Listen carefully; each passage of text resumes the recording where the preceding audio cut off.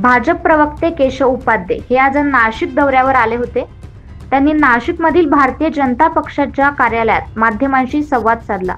यावेळी त्यांनी केवळ सत्तेसाठी महाविकास आघाडीचा अनैतिक प्रयत्न फसल्यानंतर शरद पवार उद्धव ठाकरेंची जोडी महाराष्ट्रात अराजकता माजवण्याचा कट करत असल्याचा घणाघात केला।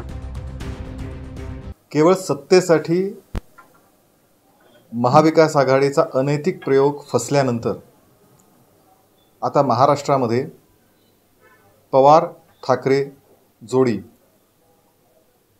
महाराष्ट्रामध्ये अराजकता माजवण्याचा कट निर्माण करतीये।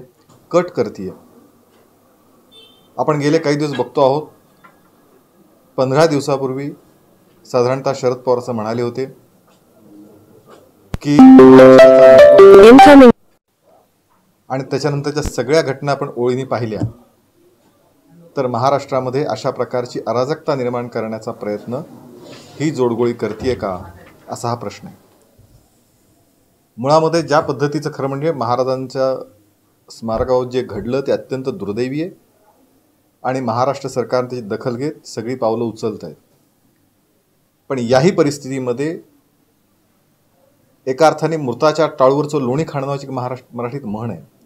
अत्यंत घाणेरड्या स्वरूपाचं, नीच स्वरूपाचं राजकारण या जोडगोळीनं सुरू केलंय आणि त्यातून महाराष्ट्रामध्ये अराजकता निर्माण व्हावी, अशांतता निर्माण व्हावी यासाठी प्रयत्न करण्याचं काम सुरू आहे। बदलापूरची घटना ही दुर्दैवी होती, मात्र तिथे देखील विरोधकांनी राजकारण केलं।